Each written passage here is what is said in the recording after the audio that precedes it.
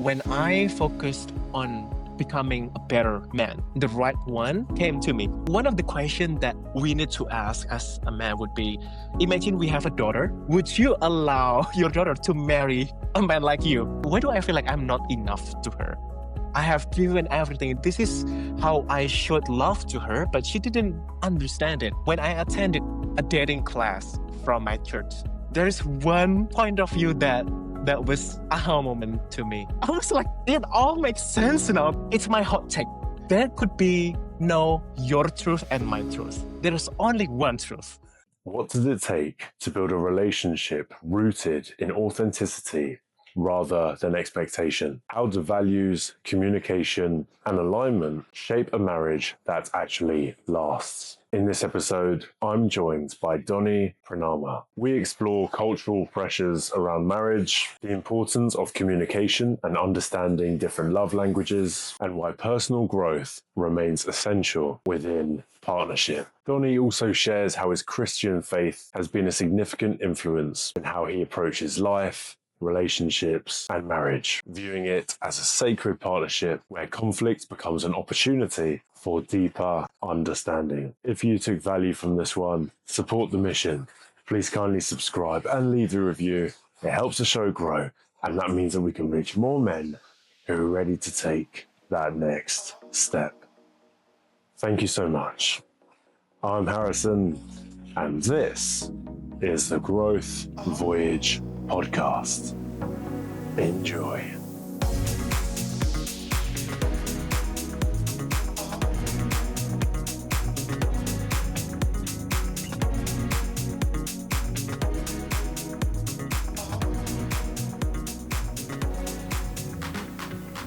Okay, take two. We're live again. Doni, welcome to the show. Thanks, buddy. Thanks for having me. Yeah, very welcome. We had some technical issues just now, but they look to have been resolved. We've put that behind us. What we'll do, we'll dive straight in because the way in which we met was pretty cool. It was at the Bali Brotherhood Men's Circle, and you gave me a lot of wisdom in terms of managing my relationship. And so naturally, I was keen to get you back on the podcast. We can talk a bit about that element of life, which I think is really important. But I think before we jump into that, I'd love to hear a bit more about what has led you to this point in time today. Tell me a bit more about yourself. Sure. Hi, everyone. My name is Doni. And if you're asking about my relationship or love life, definitely I'm not an expert. I'm going to share based on my lived experience. So yeah, I'm happily married for 6.5 years now.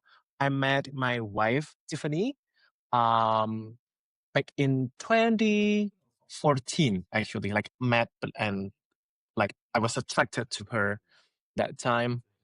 And we fell in love. We had official, how can I say official, like serious relationship for 4 years, and we got married back in 2019 to this day.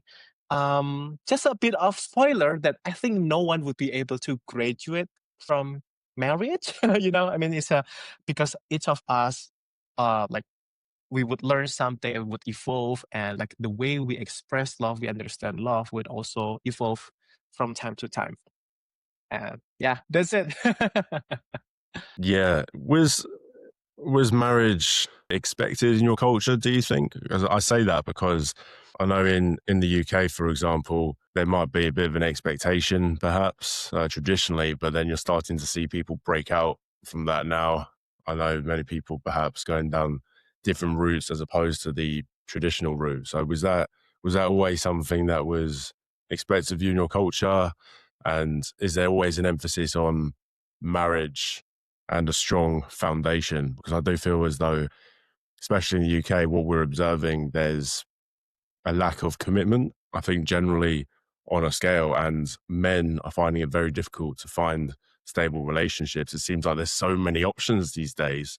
So men are struggling to settle down. Was that the case for you, or was there a big emphasis early on, right, find the right one and let's build something fantastic together? Okay, that's a very interesting question. Culturally speaking, I think in Indonesia, it's pretty much expected. It's like, I'm not sure if it's a good thing or a bad thing though, because For some people, it might become a social pressure and like another to-do list. Oh, this is how you do life. You're born, you go to school, you go to college. If you are financially capable, then you graduate, you get married, you have children. So that's pretty much the template of life in here in Indonesia. So there are like unnecessary conversations or pressure like in family or among friends usually like, hey, when are you gonna get married? So I think it's a small talk, but the fact that it is there, I think it's part of the culture. Like it comes to the norm that, oh, we are expected to get married, pretty much like that. And regarding to your second question regarding whether I found it difficult, I think I have to start with that my view on marriage has been influenced by many things, including from how I observed my own family, my relatives, my from church families as well. Like I'm a Christian myself, so it's highly influenced by Christian values. So in my experience, I would say it was a waiting period, but when I focused on becoming a better man, the right one came to me, which is my current wife. Look, it's funny that when I was still in high school or undergraduate, I think I tried hard to like, oh, I need to find a girlfriend. And like I did many things, but it didn't work. I think things changed when I became like involved in church and my pastors told me, just grow yourself, grow closer to God, and he would provide. And I think that's right, because I think when I'm being authentic to myself, when I'm chasing what divine marriage looks like, and apparently the right woman came to me, and and it was, I would say it was a bit effortless from my side and her side as well. So it just clicked, and I just knew like, okay, this would be the one. You knew straight away. Yeah. Mm, yes, well, there's so many different cool themes here. I've always believed that. I've always believed that if you're feeling good within yourself, if you're living in alignment and you're focusing on improving yourself, you'll naturally attract the right person into your life. It's as simple as that. And I believe a lot of men, and I say this because this was me as well, I believe they think, right, if I find a woman, then I'll be happy. And you go searching for that female to come into your life. And the reality is, no one's going to make you feel a certain way. That's all an internal job. So yeah, I absolutely agree. If you would like a girlfriend or a wife or someone to go through life with, the best way you can do that is by letting go of that ambition entirely, working on yourself, start building a life where you feel aligned, build discipline, start striving for your goals, and get to a place where you feel great and confident within yourself. You will eventually reach a point where you might not even be looking for it, and it will just happen naturally. And it sounds like that happened for you.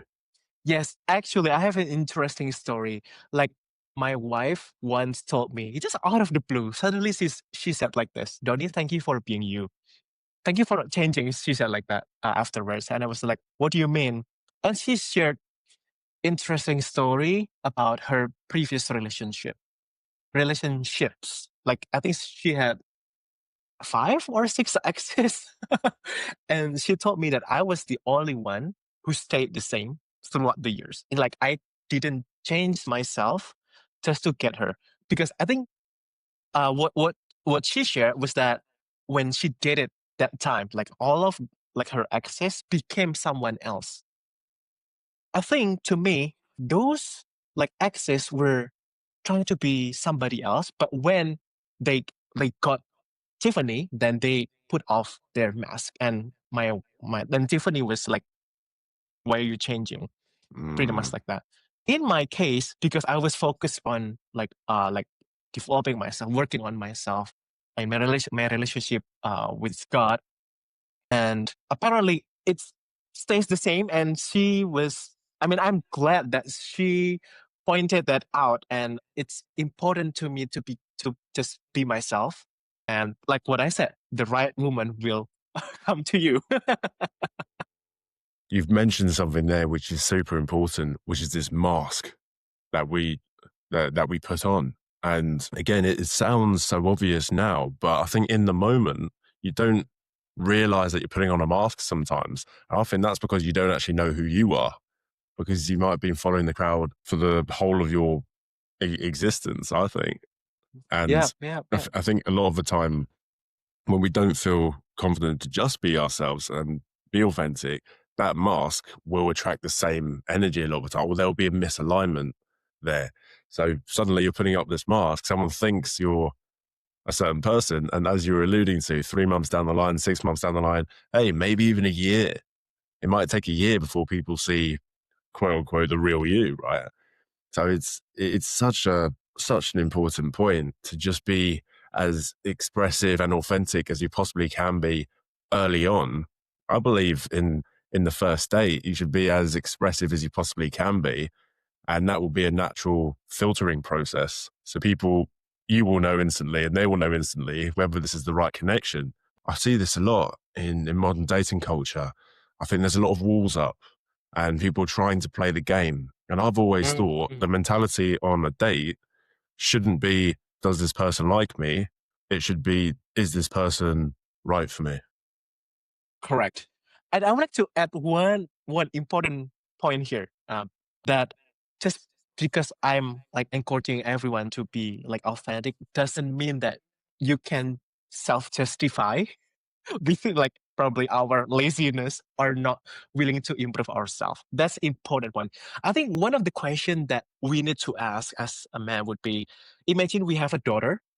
Would you allow your daughter to marry a man like you? I think it's like Yes. This is, I heard this. Someone quoted this, and it was, as you were saying, it was be the man you'd want your daughter to date. Or yep. I think it was, or the man your mum thinks you are, or your grandma thinks you are, you know. But Yeah. it's so So that true. has been yeah. Yeah. If you would not allow your future daughter to marry a person like you, then improve yourself.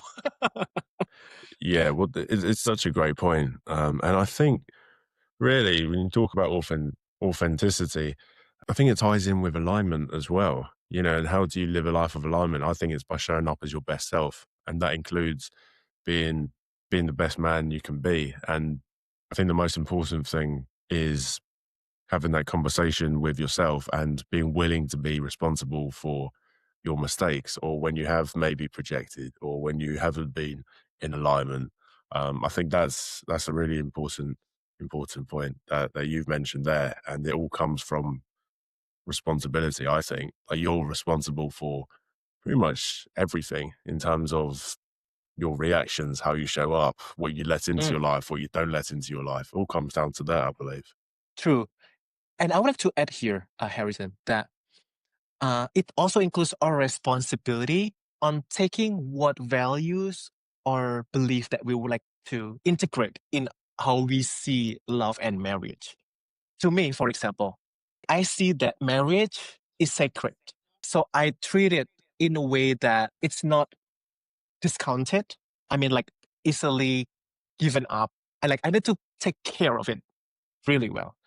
And this foundational value that I have makes me like decisions. Like, for example, when decision like this. So when I I would not date anyone unless I have a plan to marry that woman from the beginning. Why? Because marriage is sacred and love is also part of marriage. And I don't want to make it, you just don't want to make it on sale. You know what I mean? So I just want to treat it in a way that marriage, love can flourish and it's done like in a flourishing way to make it fruitful and happy and sacred. Yeah.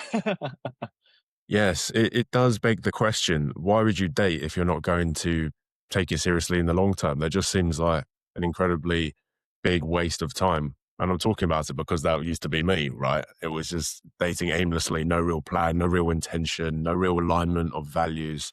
And again, it was only when I decided to improve my life and Mm, reflect back how I was showing up in the world, I realized, hang on, if I want to attract a fantastic partner, I've got to change. Mhm. I can't be, I've got to change my intentions. I've got to change my way of being, interacting with people. As you were saying with the, uh, would you let your daughter date yourself? And I had to have that tough conversation. And it was only through that process I attracted a really healthy relationship with a partner that actually drove my life forward. So I really relate to that. And you mentioned a point there about really treating your marriage as sacred. And I can vouch for that because when we were scheduling this podcast, you said, I can't do that. I'm with my wife then. And then when we went to reschedule it, you said, let me check with my wife. And I thought that's a wicked example of you do quite literally live out what you preach, which I really respect. And I see that you embody that. I Thank saw you. it firsthand. Yeah, thank you. Yeah, as simple as because marriage is two becoming one. So every decision is like I respect her because I love her. I respect her. I want her to know that I'm going to do this, and I'm just want to make sure that I'm not disturbing our schedule together. Pretty much like that. Hmm. Yeah, well, it's a fine balance, isn't it? Because I suppose on the one hand, yeah, you're married and you're one, and I suppose marriage is perhaps it's different to dating. Maybe it's the same because if you are dating with that long term vision in mind, how do you get the balance right between being very supportive and being the best partner you can be without losing yourself in the process? I see this pattern with quite a lot of men, especially in the UK, where they will drop everything and their Mm, hobbies, their routines, their everything, so that they can be supportive for the partner, but they're not actually supporting the partner because they're not in mhm. alignment with themselves. And then that usually, it seems, ends up pushing the partner away. Ah, beautiful question. Marriage to me is becoming a we without losing the me. It's like imagine we are playing mini orchestra. I have my own instrument. She has her own instrument. So marriage is like making a beautiful music instead of I'm dropping my instrument, playing her instrument. So it's like how we can combine our strengths and also complementing our weaknesses so that it becomes a very good orchestra. I mean, sometimes my instrument, let's say I'm playing piano and she plays guitar. At one point, I will do the solo piano. At one point, she would do the solo guitar, like more loudly. So understanding this would start from communication. I think I'm pretty sure everyone knows about this. It's simple but complicated at the same time, which is communicate what we need, how we want to be supported, how we express love, how we can adjust to changes together, how we navigate differences together. And it's effort. It won't happen naturally unless we put effort on it. Mm. Yeah, it's like with anything. We talk about the compounding effects on the podcast. If you're investing, you put a bit of money in each day or each week or each month, then that will mount up over time. It's the same as going to the gym. That will have a big long term impact on your health, whether you show up every day, do sport every day, or whether you don't do it every day. And every day it's getting a tiny, tiny bit better or a tiny, tiny bit worse. And I imagine relationships are the same in that regard. You've got to keep on watering it. And I remember the quote I saw was, love isn't a feeling a lot of the time, it's a choice.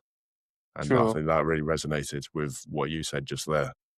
Hmm. Well, I'd love to talk about what communication actually looks like to you, because it is a bit of a buzzword and you see it all the time. Everyone's like communication, communication, communication. But sometimes I think there's so many different levels to it. So even though you think you're communicating, you might not actually be communicating. Oh, I love talking about this, Harrison, because I think just just to make it fair. So there are times when like Tiffany and I, we broke up for several months because it was just so horrible. We had, how can I say, the communication was, how can I say, I felt not heard, and she wasn't feeling that she was heard either. So there are several books that we read actually, emotional intelligence, um, the five love languages, and men are from Mars and women are from Venus.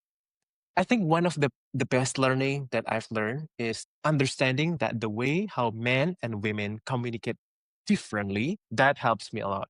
So, it's funny that so after we decided to try one more time, I think that's a green flag for me already. Like, oh, okay, she's willing. Because I think after we argued so much, I came to conclusion that one of the green flag that I would like to have for my partner would be if she can argue or debate respectfully and focus on the solution, not like not on like finger pointing.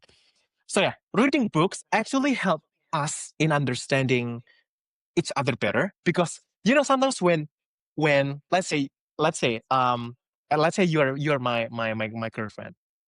If you say something, it's like, oh, it's just you're being spoiled, you're just like demanding. But we have other guide like books. It's like, oh, this is why we are different, and this is how you can treat women, this is how you can treat men. So that helps us adjust ourselves.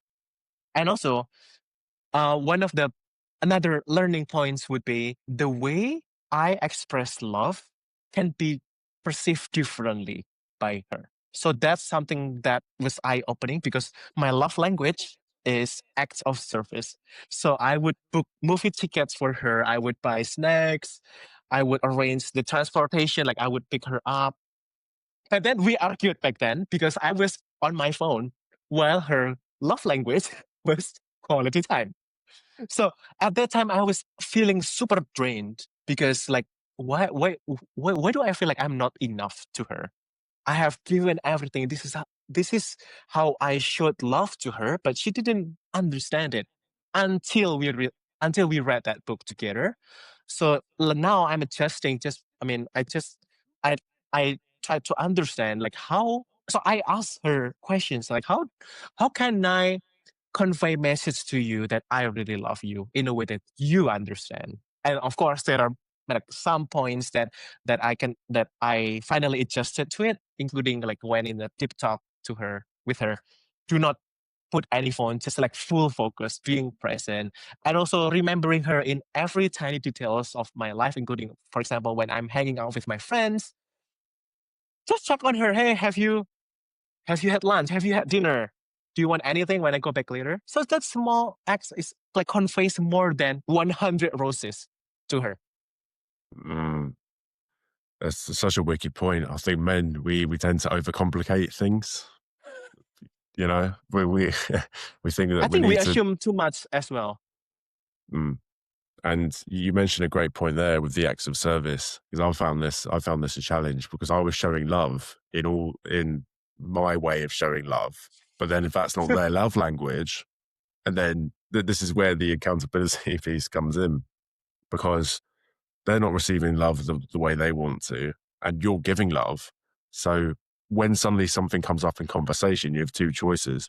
I think one, you can say, what? But I've done this, I've done this, I've done this. And you turn into such a victim. And it's easy to do, but the skill comes from really seeing the situation for what it is. Just, okay, what's actually at the core of this? And if you can just remember that all of this is an illusion in a way, right? This is all of this, whether it's fear or reactions. If you can cut through that and get to the core of what's going on, then I think that would build the foundation for quite a healthy, strong relationship. But removing the ego, I think, can be tough. And I don't know about you, but it's a constant. It seems to be like a constant practice. You've got to be constantly keeping yourself in check. Yeah, true, true. And there's also one more thing regarding communication. So when I attended a dating class from my church, there's one point of view that was aha moment like to me, which is men men's reaction is based on logic, like because something happens because A, then my reaction is B. Then my pastor told the participants there.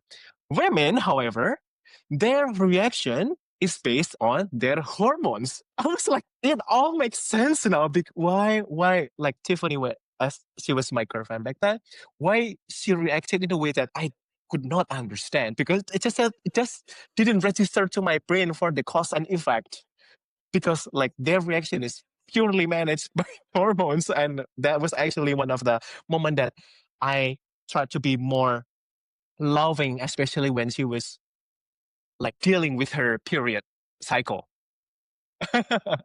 Mm.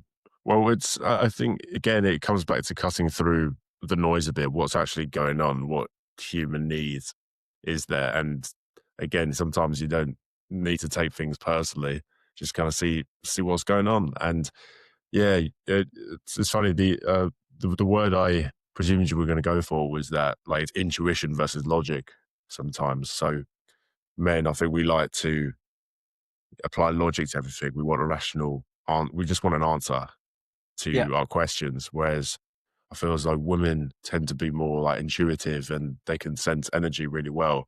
So I think the process is actually understanding that, okay, we might speak different languages in this regard. Like you were saying, you've got men from Mars, women from Venus.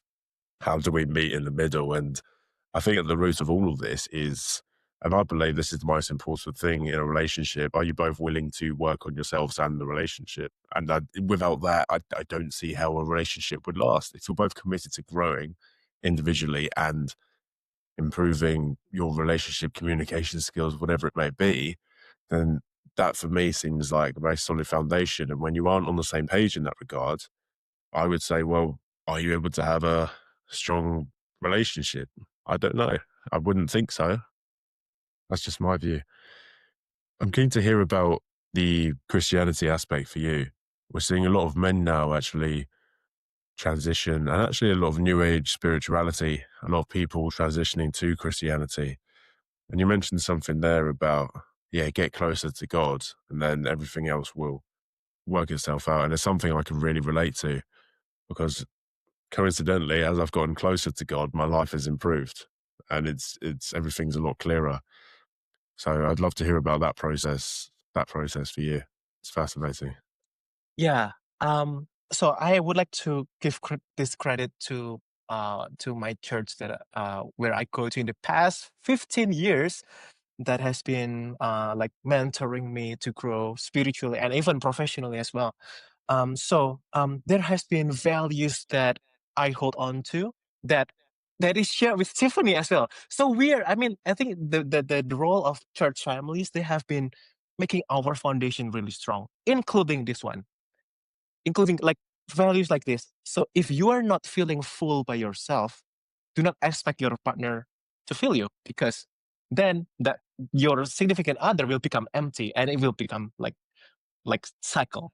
So like but instead we need to find our fulfillment from God, so that we are not expecting our significant other. And hence, when we both expect the love, the love from the true source of love, which is God, so we are no longer half plus half becomes one, but it's like 100, like one and one. So it becomes abundance of love that we can share to others as well. And also, I think Christianity has taught me of like not to focus on myself, which translates to not demanding what I want. Because I think Christianity is all about, hey, how can I serve you? How can I give love to you, instead of me, me, me, me, me. So I think that's a major thing in how we uh, navigate marriage. I'm not saying we are perfect. We are still human being, and also sometimes we have our own selfish ambition, selfish need that sometimes we would ask our partner.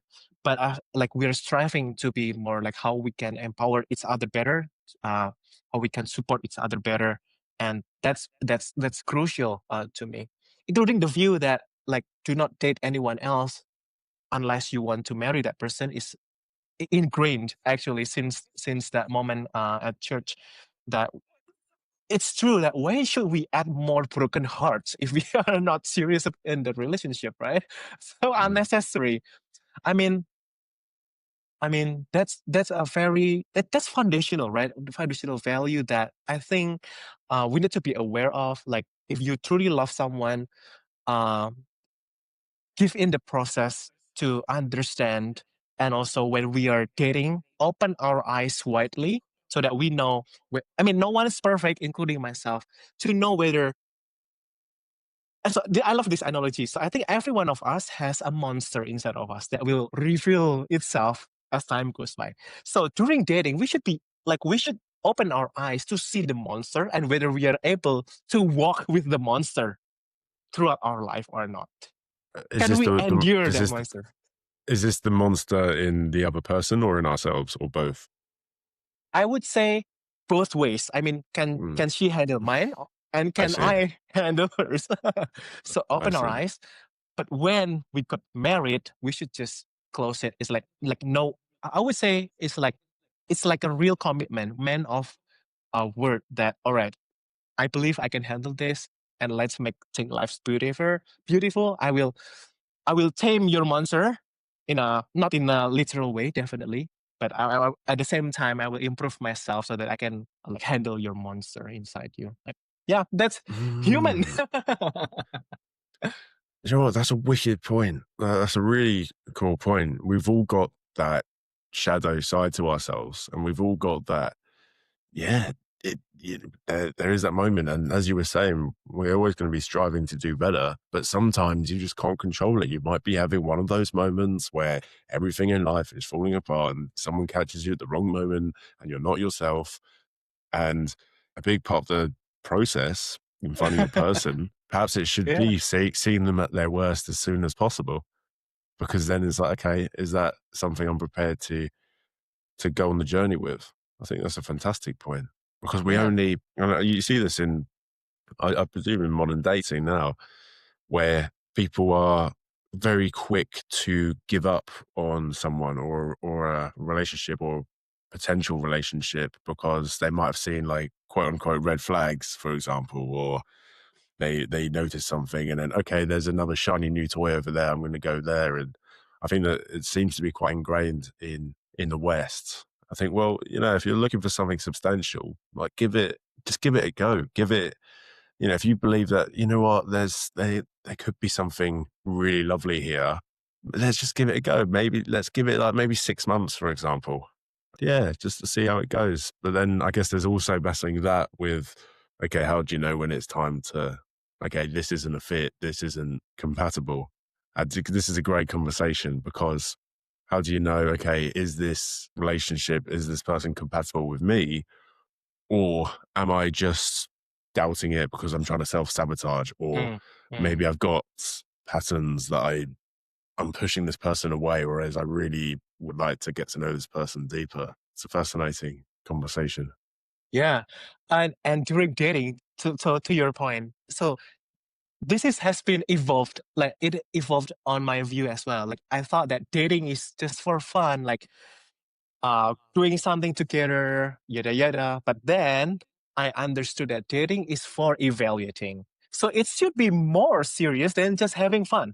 For example, there are four pillars that my spiritual teacher like told me. The first one is finance. Like check to each other being open, like whether like any of us has debt or not. Why? Because this can be nerve wracking when it comes to marriage, because you feel scammed, right? If you know, like if your significant others apparently has huge debt and you need to solve it. So that's one, financially. The second one would be like communication with the in-laws. This is crucial because I think growing up when I was trying to marry someone, on my mind, I was, oh, I'm just marrying this person. The truth is, if we marry that person, we're marrying the entire family. And that is something that I needed to pay attention to. The third one would be relationship with the higher power. To us, is our relationship with God. I think because relationship with God signifies willingness to introspect, to upgrade ourselves. Of course, in a Christian way, it's like being having the humility to trust in God's wisdom. And also number four that I discussed would be like the future plan with like how many children that we are going to have, like where will we live. It's not something that permanent, but try to communicate your ambition to me, like, oh, I might be uh working somewhere else outside Indonesia, and we even discuss whether it is okay to live with our parents or not. So those are like deep conversation might be difficult, but I think that's the point of dating, which is to discuss difficult stuff before it's too late, so that we are being transparent. Transparency is different to honesty. Honesty is like you're answering the truth when you're asked, but transparency is telling the truth without being asked. That's a great point. That is a great point, because you could argue that it's actually dishonest not to disclose everything about you. That's fascinating. This is beautiful, because if that person rejects you, then so be it. As time goes by, it will be revealed anyway. But if that person accepts you, then you have nothing to hide.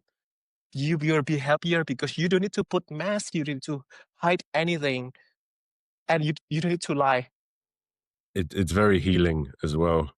It's very True. healing, I think my whole life I was hiding behind a mask, and no one ever really saw the real me. Mm. And when I did finally have that moment where I could be my just authentic self, I wasn't being nagged, or I wasn't have to perform. I could just be. I think it's so healing, man, because suddenly it's like, wow, I don't actually have to. I can just be me. This is crazy. But and again, I'm always reminding myself of that. It's gratitude, because there was a point in time where I couldn't do that. I couldn't just be myself. It was always, again, it was this mask. At first it was a nice guy mask. Then it was this, I say stoic, but it was this emotionally unavailable persona.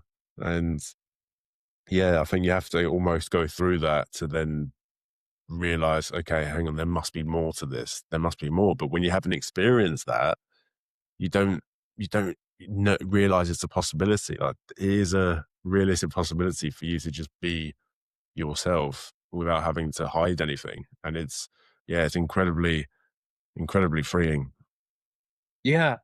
And to me, one of the aspect of alignment is actually why like I go to church as well. Why? Because when we attend the same church, the same values, so we have the same foundation already. I don't need to explain everything, because oh, this is what I believe and this is the marriage that I want to have.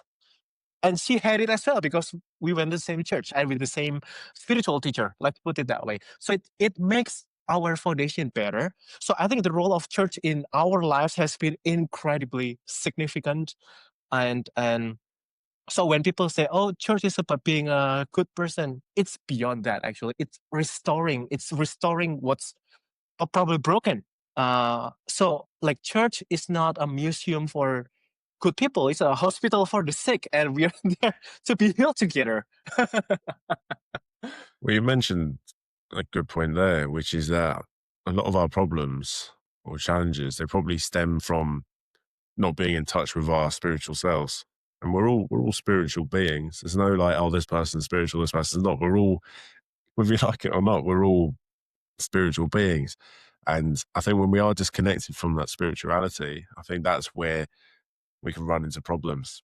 So yeah, I can definitely see that for you. It's clearly had a huge impact on your life.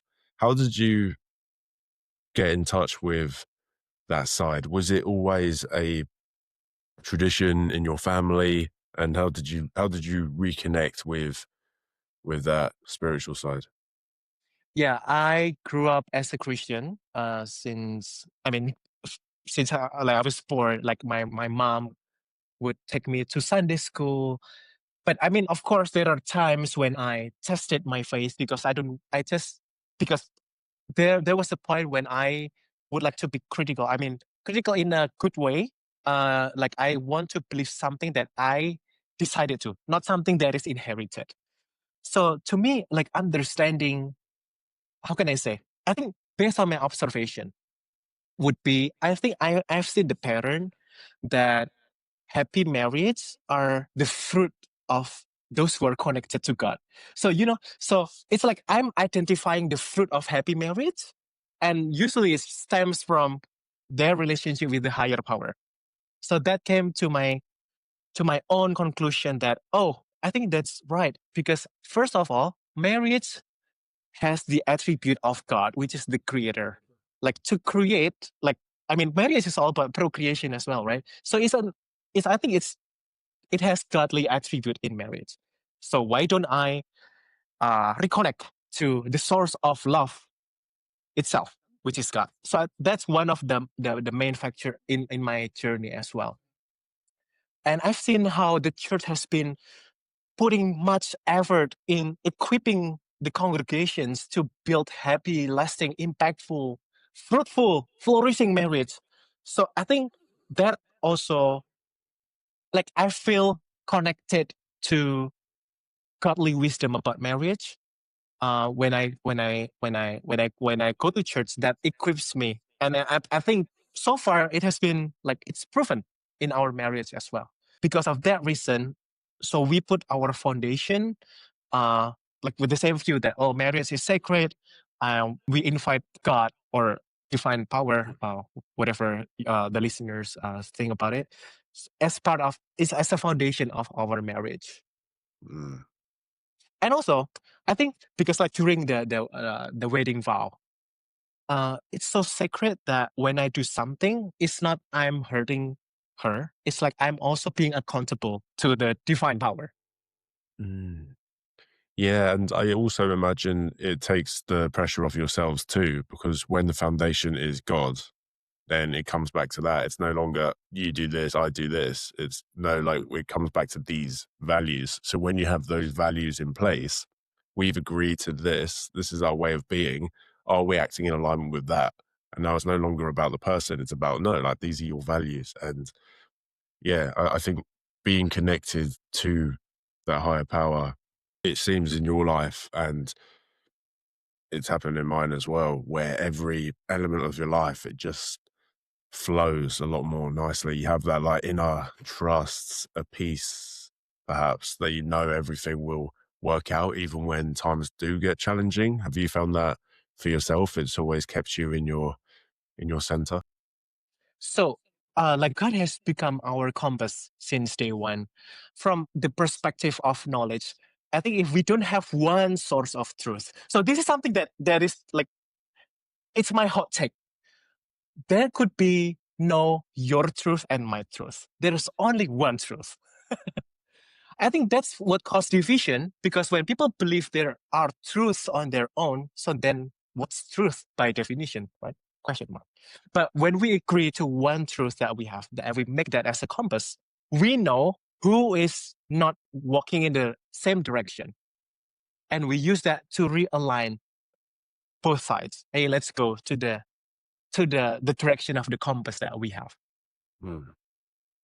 So to me, it's not challenging because the truth is there. Even sometimes when I derail from the route, my wife told me, "Why are you doing this? Could you explain more? This is what you are doing. Is not what we agreed based on what the Bible says." Pretty much like that. And I was like, "Oh yeah, you're right." So it's not about me versus her, but where I am now to the compass. And I was like, "Oh yeah, It's your inner compass for making decisions, essentially. So when you have true." that framework, it's I think it becomes easier to listen to yourself more, trust your decisions more, and it acts as a natural filter as well. Because once you have that intuition, that inner teacher, but then you've also got your value set as well, then I think life becomes very simple, because you might meet someone, you encounter a situation, you reflect on your own actions, you go, okay, is this aligned with my values? Yes, cool. Yeah. If it's not, all right, see you later. Simple. Yeah, Yeah. super simple. Yeah, and I've loved this conversation, because I think you're a real testament to, I think, what a healthy man looks like, a strong man. I love your devotion to God, to your wife. I think it's inspiring, and it's something I think a lot of men should aim for, and I believe that's all part of our journey. Eventually, is to get to that state where we can be in the position, be the man that we want to be. He will attract all these great things into our life, but it's a byproduct. It seems it's a byproduct of doing the work on yourself, following that way of being connected to God. Everything else that you would have wanted when you were younger has just happened as a byproduct, and you've kept those standards to yourself, which I think is fantastic. So I just want to honor that, Donny. I think that's really, really cool. Really That's cool. on point as well. On point, yeah. Yeah. If we need love, we need to connect to the source of love. Right? That's it. That's it. It's a whole process. It's a whole process. It's definitely worth it. What we'll do, we'll head into the closing traditions of the podcast.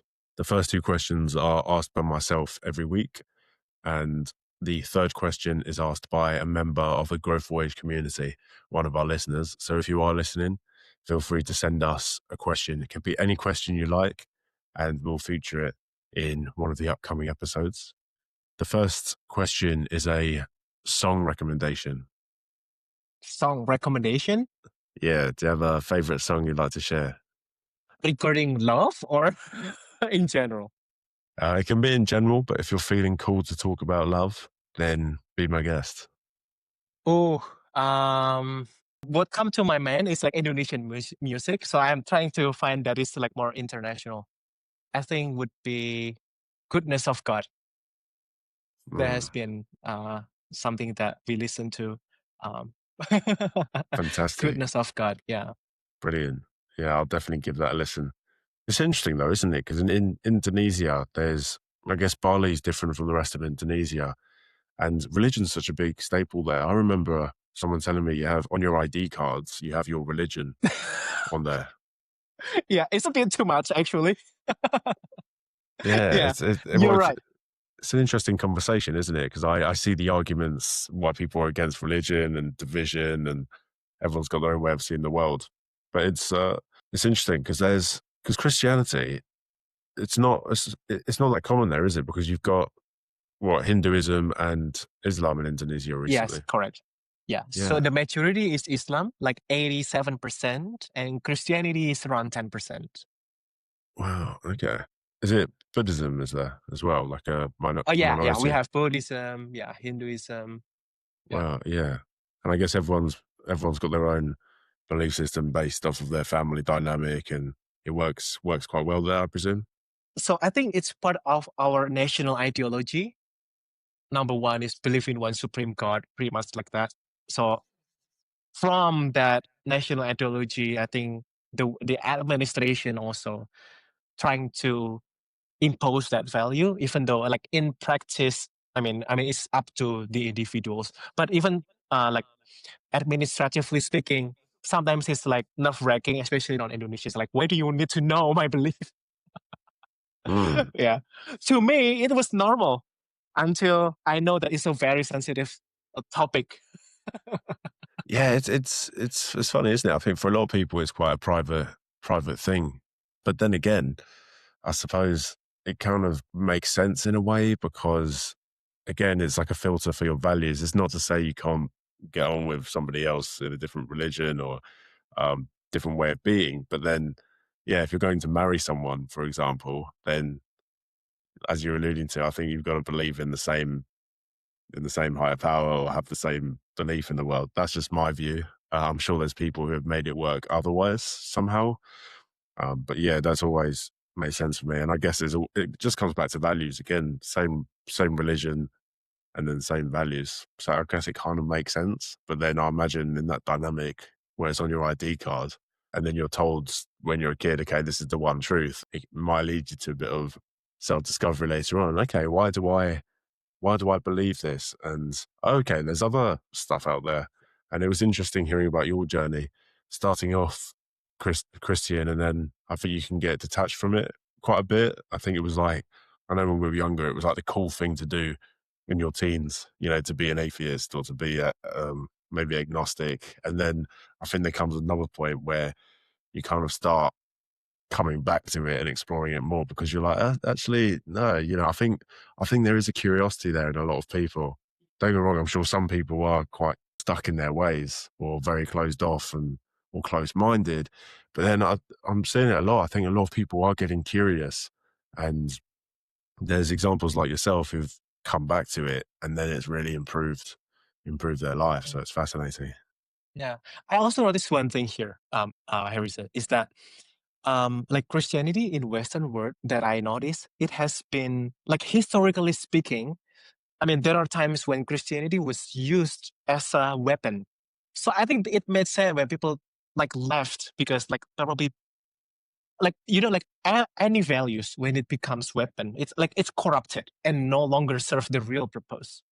So I think that's why like people are like they would like to detach themselves from that association because of that corrupted application in real world. But like to me, I mean, I've observed this, but just because a music is played badly doesn't mean that the composer is bad. It's just like the way people play it. Yeah. Yes. Yeah. This has been my attitude towards it. Well, there's two elements to that. One is, as you were saying, there will be bad actors in every single system, organization, religion, whatever Yeah. it may be. You're going to get some people intertwined there who are going in, pulling the strings. But then one argument a Christian preacher told me was, well, they weren't acting very Christian, were they?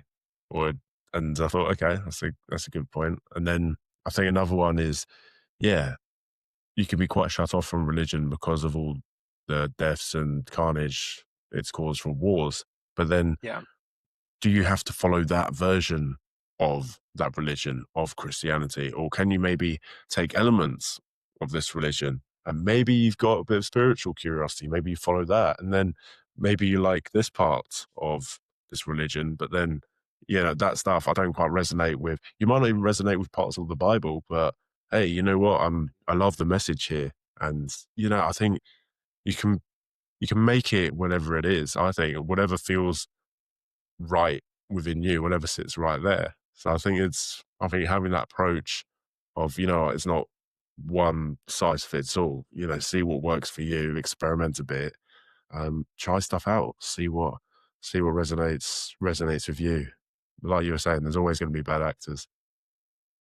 Yeah, I mean, the real application can be bad actors, but here's the truth, Harrison, is that, I mean, truth, whether or not we want it, whether or not we are suitable to it, sometimes there are hard truth that we need to swallow, including when Jesus said, like, when someone invite you for a run for a 1 mile, run with them for 2 miles. Or when someone slaps you on the left, give your right cheek. It's a hard pill to swallow, but that's the essence of like sacrifice, pretty much like that. Yeah. So to your question though, so to me, like just go to the source instead of the figure out there. I mean, they are actors. I mean, people, including pastors. Pastors, they're human too. So, but I think the real role of a pastor would be to help us teach the knowledge and also to motivate us to like read the source of God's word on our own instead of believing what the government says, for example. Mm, Yeah. Yeah. yeah, So yeah, experience it on our own. Yeah. yeah, yeah. I resonate with that. And we're seeing a lot of people, the way they actually come back to Jesus, he's appearing in lots of dreams now. So people are talking about these stories where Jesus will appear to them in dreams, and having an open mind works wonders sometimes. Just being open to the signs, see what happens. Yeah, fascinating conversation, and I think it plays a big part in the man's journey, I believe. Yeah. Yeah. Yeah. Mm. What we'll do, we'll move on to the second question. It's a book recommendation. You've listed some fantastic ones already during this podcast. Mhm. Did you have favorites out of all of those? Just a favorite book which you'd recommend? Favorite book? Yeah, I would say if you're talking about technical relationship, would be the men are from Mars, women are from Venus, because it's including like the verbatim way to express love or how to understand others. So it's a bit mechanical. But Mm. if you would like to more foundational, but of course this is from a Christian perspective, would be the sacred marriage. That changed the whole perspective of how I my wife and I saw marriage back then, the idea of what if marriage is created to make us holy rather than to make us happy. That was mind-blowing moment to me because previously I thought, oh, marriage is for fun, just checklist. But apparently, the idea of making us holy is not that we are like holy, but it's more like we are becoming more like God, like that is giving sacrificial love. How we love the monster of our significant others, we must like that, and how we sacrifice, how we kill the monster that we have, which is usually like selfish desire. And also, it's including like in real practice, our significant other will be the first to point out our blind spot or our weaknesses, and that helps us grow as men. Hence the name significant other, Mm. right? Very Yeah, significant. Very significant. very It's the significant. best way to grow. Best way to grow Yeah, as a man. It forces you to step up your game. It's as simple as true. that. Yeah, Simple as that, I, man. I can stop mentioning how many things that I have like developed as a man because I married my wife. Like she pointed out this, that. And at first it was like, oh, it hurts so much. But then she's right, including how I led team in my workplace. Mm. Improved because I married her. Yeah, that's it, man. That's it. That's it. Find the right woman and your life will improve dramatically. Yeah. Yeah. Yeah, I see that. Final question. It comes in from one of the Growth Voyage listeners. This one comes in from Rowan Hale, who asks, where have you been kind instead of honest and paid for it? I think it depends on the timing, I would say. For example, when we argue, sometimes our emotion burst like up. So I think it's just sometimes we just need to just stay calm and just to appear agree. But then we discuss more seriously after things settle down. So it's not about winning the argument during the heated up situation, because I would like to save this relationship, this marriage relationship. So it's not about who is winning, but more of like, okay, we need to recalibrate later on. So like time out, let's give it a break. Like probably like sleep and we discuss tomorrow. So I think I'm not necessarily lying, but it's just adjust yourself. Not everything has to be discussed at that specific moment. Mm, yeah, especially if you're dysregulated and it's not the time to delve into it. Yeah, Mhm. I see that. Have you ever paid for that though? Has there been, it might not even be in your marriage, but has there been a specific time where you have been nice instead of just being honest and you've ended up paying for it later or regretting it or learning from a mistake? I don't think so, because love rejoices in truth. Mm, That's what the Bible says. I think I always tell the truth to her. Yeah, I think the one that I just being nice would be just during the heated up arguments. That's it. mm. Usually we would just like communicate what we need. Well, our way, like our thought process. Sometimes we just don't understand our like it's others' thought process during the way. Just ask. Yeah, Like that's it. pointing out like, hey, when you said this, I didn't understand. Now that we are settled out, would you please explain what you meant by this? Mm. Sometimes with that question, it jumps to different, like there's like it was just tip of the iceberg. There are something deeper that will eventually help strengthen the marriage. Yeah, wicked. Some wicked advice. And I love that all of this has come from your lived experience as well, as alluded to Yeah. earlier. I think it's fantastic. Donny, where can people find you if they would like to connect with you or are interested in work that you're doing, your projects currently? Okay, sure. So yeah, if you'd like to know me professionally, actually, I'm a business mentor in at Apple Developer Academy. You can find me on LinkedIn. Just type Doni Pranama. Or if you like to know more of my personal or I usually make like small content as well. So you can find me on Instagram, DONINP. We'll put all of these in the description so people can find you. Donny, this has been awesome. Thank you so much, brother. Yeah, you're welcome. Thank you for having me, brother.